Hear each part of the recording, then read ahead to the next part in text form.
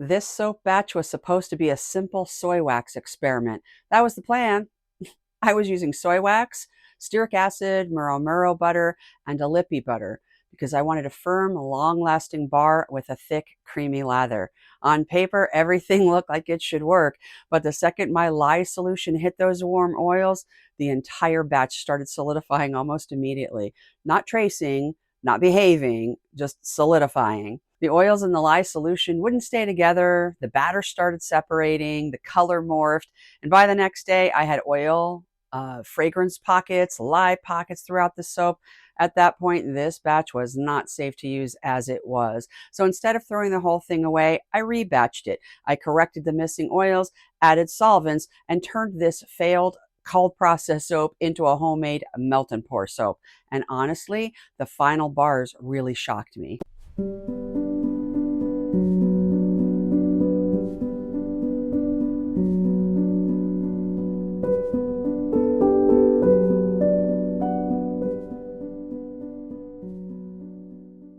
The real problem with this batch was not that soy wax is bad in soap, and it's not that stearic acid is bad in soap.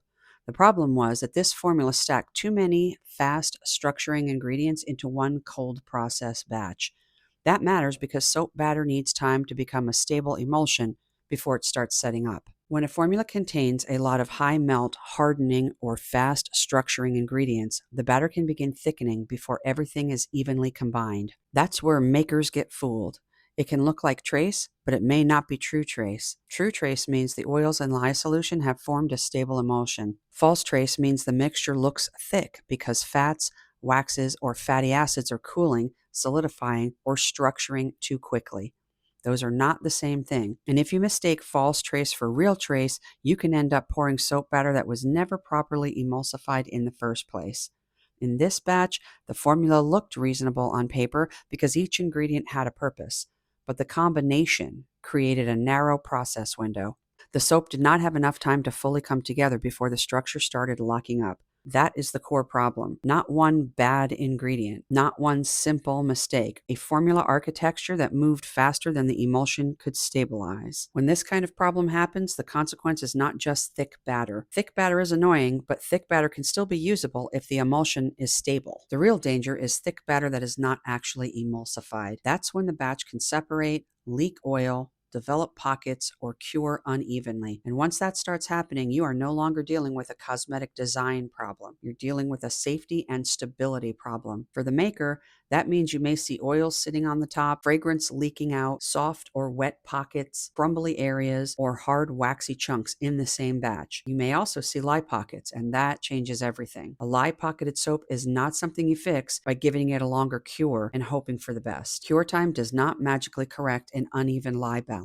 If oils leave the batch, the lye to oil ratio changes. That means the soap may become lye heavy in some areas, even if the original recipe was calculated correctly. This is why separated soap has to be treated carefully. You cannot judge it only by how it looks on the outside. You have to look at what happened during the process. Did the batter emulsify? Did oil leave the batch? Are there visible pockets? Is there seepage? Does it zap? Does it feel unusually slimy or slick? Those clues tell you whether you have an ugly but safe batch or a batch that needs to be reworked. And in this case, the consequence was clear. This was not just ugly soap. It was an uneven, unstable batch that needed correction before it could be used. The solution starts with admitting what kind of failure you actually have. If the soap is only ugly, you may be able to cut it, cure it, and live with the design. But if the soap has separated oil, fragrance seepage, lye pockets, or an obvious failed emulsion, then the solution has to start with safety. That means you stop treating it like a design problem and start treating it like a correction problem. If oil left the batch,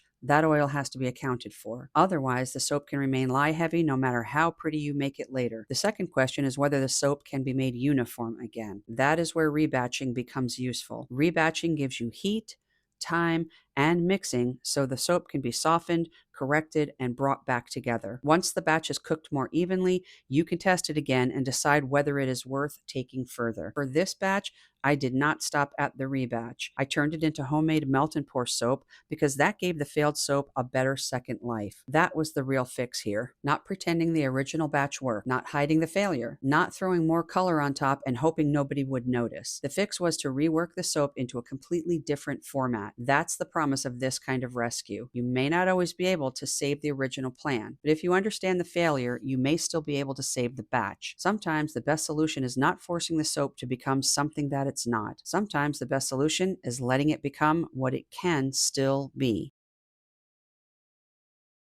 So now that we've talked about what went wrong, this is where the video shifts from disaster into rescue. Because once I saw the oil separation, the fragrance seepage, and the lye pockets, I knew this batch could not just be cut and cured like normal soap. It was unsafe. It needed to be reworked. And since I had already lost some of the oils from the original batch, the first job was to correct that before I even worried about trying to make it pretty. Then, once the soap was cooked back into a safer, more uniform batch, I decided to take it one step further and turn it into homemade melt and pour soap.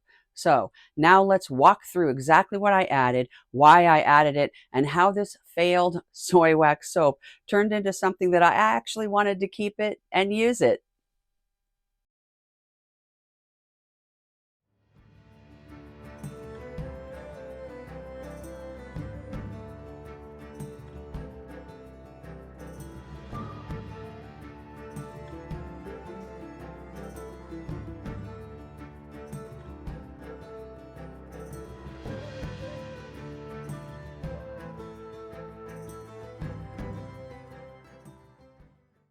For the original cold process batch, I started the way that I always do. Full safety gear on, including goggles, gloves, and long sleeves. Into my distilled water, I added tetrasodium EDTA at 0.3% of my total oil weight. That chelator helps reduce the soap scum and supports a cleaner bar, especially when you're working with hard water, though you could use sodium citrate if you'd like, without having to rework your lye amount. Next, I added sodium lactate at 3% of my total oil weight. I use sodium lactate in every batch because it helps with unmolding and gives the finished bar a little more early firmness. After that, I added my sodium hydroxide and mixed my lye solution at a 30% lye concentration. I chose 30% because I was originally trying to give myself more working time.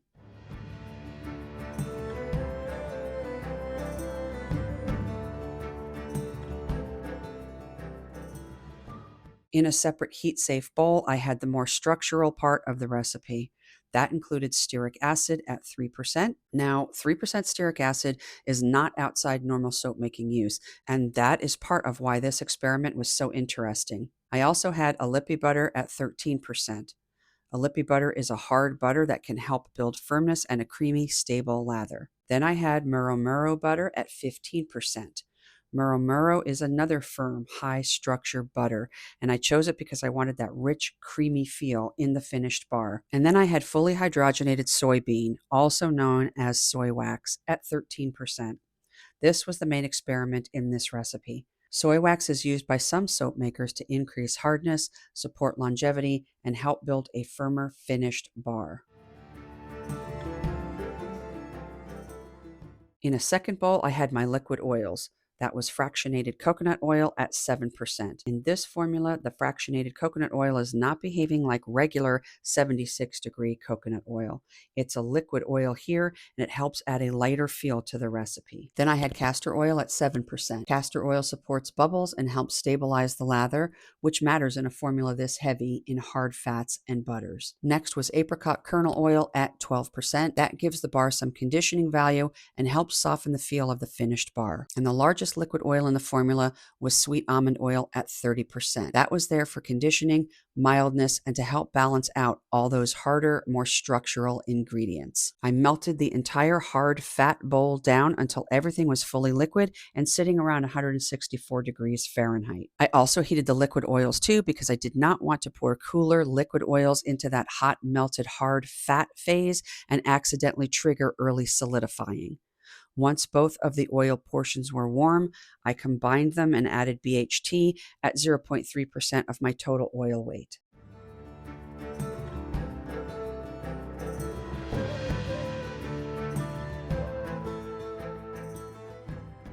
BHT is an antioxidant, so in this recipe, it was included to support oil stability and help reduce the risk of oxidation.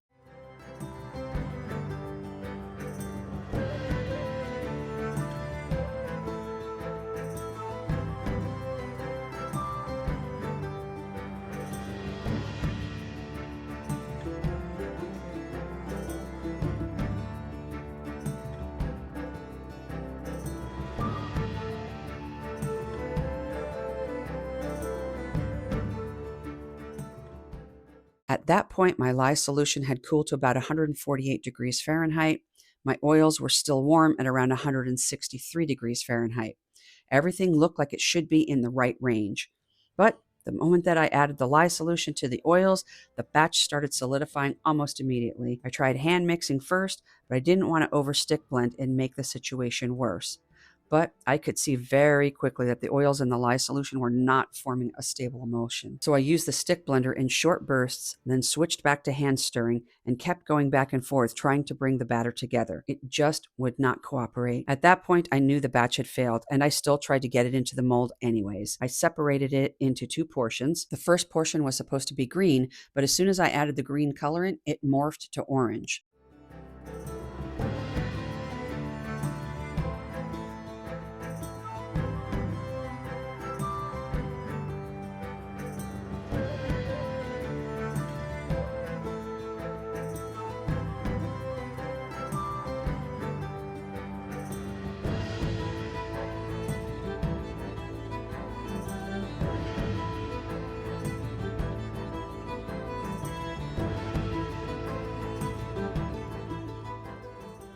The second portion was colored and fragranced, then forced into the mold as best that I could manage. So now I had a failed emulsion, separated oils, a batter that was thickening too fast, and a color that had completely misbehaved. Covered the batch anyway, insulated it, and left it overnight.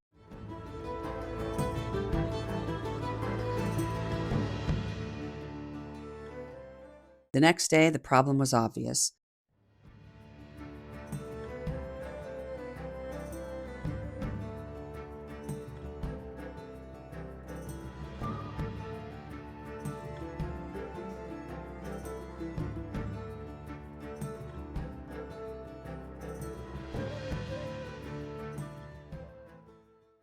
There were oil pockets, fragrance seepage, and lye pockets throughout the soap. I drained and weighed roughly 80 mils of separated oil from that batch. Because that oil had left the soap, I had to assume the batch was lye heavy until I corrected it. So I shredded the entire batch and moved it into the crock pot.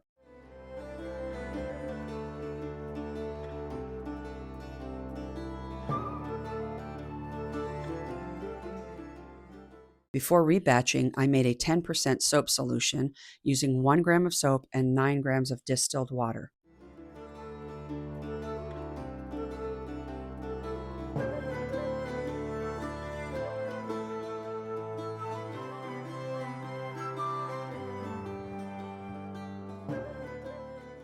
That pH reading was between 9 and 10.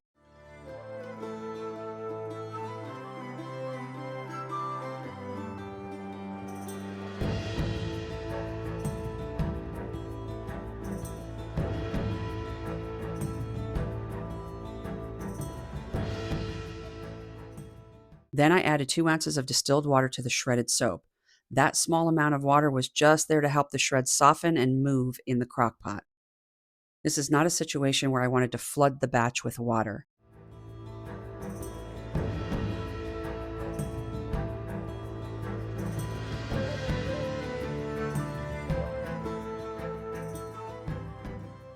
Then I added 80 mils of sweet almond oil. That was to help replace the oil that had seeped out of the original batch and reduce the lye heavy risk.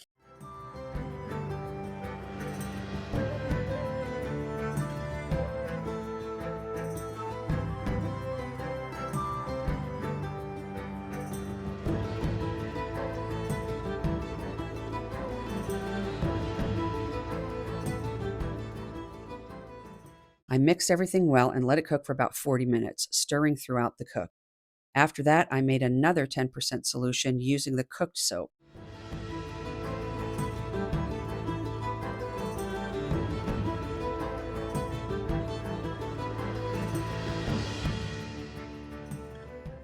This time the pH was reading between 7 and 8.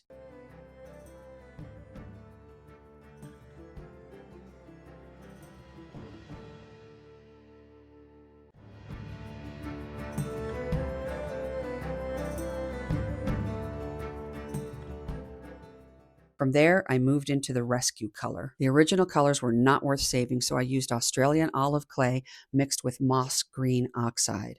The clay helped give the soap an earthy, intentional green tone, and the moss green oxide helped pull the color away from that ugly blue-gray failed batch look. I mixed the clay and oxide with a little glycerin first to help break up clumps before adding it into the soap. Then I added a little extra fragrance, 0.2% of the total batch weight, which worked out to 30 mils. That was just enough to refresh the scent without overloading the rescued batch. Once the soap was cooked, corrected, colored, and fragranced, I turned it into homemade melt and pour.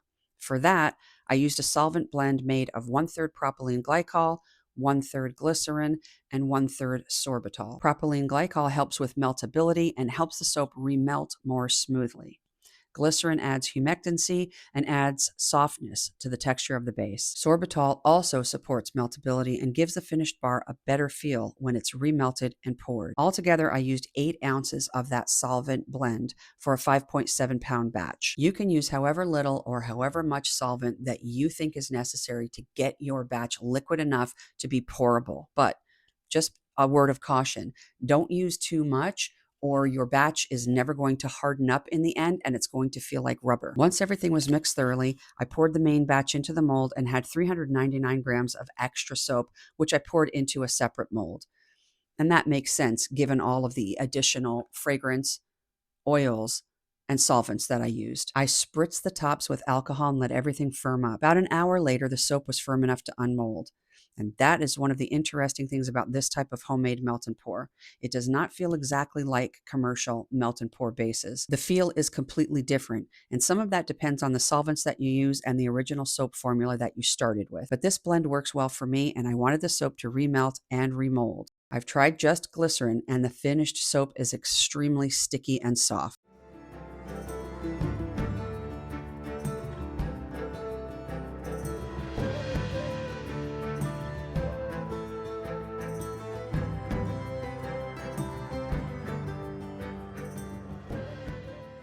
I chopped that extra portion into cubes, melted it in the microwave in 15-second bursts, stirred until it was fully melted, and poured it into individual cavity molds.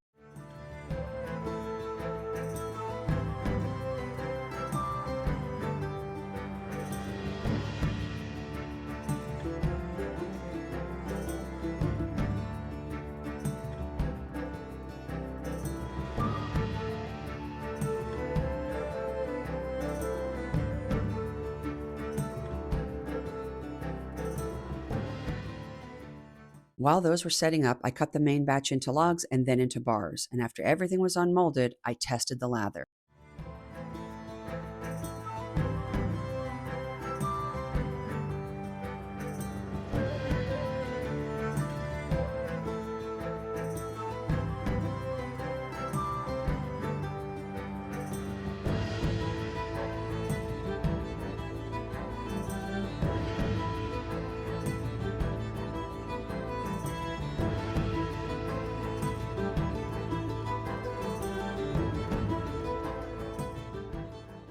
Now, this is the part I was most curious about because after everything this batch went through, I really wanted to know how the finished soap would actually behave.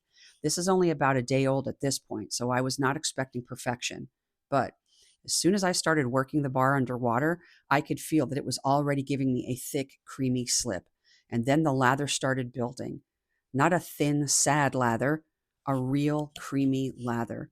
For a rescued batch that started with separation, lye pockets, fragrance seepage, and a full rebatch, this was honestly way better than I expected. The bar feels firm. It does have that homemade melt and pour feel to it, which is normal for this type of soap. So don't be expecting your homemade melt and pour soap bases to feel like the commercial brands. But this is not slimy anymore. It's not weeping oil, and it's not falling apart. And the lather is the big surprise here. Once it was corrected, rebatched, and turned into melt and pour, the final soap actually became something I'm happy to keep. Here's what we learned today. A recipe can look completely reasonable on paper and still behave badly in the pot. That does not automatically mean that the ingredients are bad, and it doesn't mean that the whole experiment was pointless. It means the combination, the process, and the timing all matter. And this batch gave me a formula that locked up before it ever became a stable emulsion. But the bigger lesson is that I didn't panic, and I didn't pretend that the batch was fine either. Once I saw that oil separation and lye pockets, I treated it like a safety issue first. Then I corrected the missing oils, rebatched it, pH tested it twice, and turned it into homemade melt and pour. That's the real takeaway from this video. Experimenting is fun, but failed batches still require good judgment. Sometimes the best save comes from stepping back, looking at what actually happened, and being willing to turn the project into something completely different. If you enjoyed watching this soap disaster turn into a real rescue, please hit the like button, subscribe, and share this video with another soap maker who needs the reminder that not every failed batch has to end in the trash. The written tutorial for this and the full procedure is going to be available up on my Patreon. The members in that tier level will also receive one full bar of soap that you have seen me make here on the channel. Thanks for hanging out with me today at Creation Station. I'll see you in the next formulation. If you're a YouTube channel member, the written formula and instructions are waiting for you in the description box. If you're not a member, you can also get this formula along with more than 100 others and all future releases by joining my Patreon, or you can pick it up individually in my Etsy shop. All the links are below. Choose what's right for you.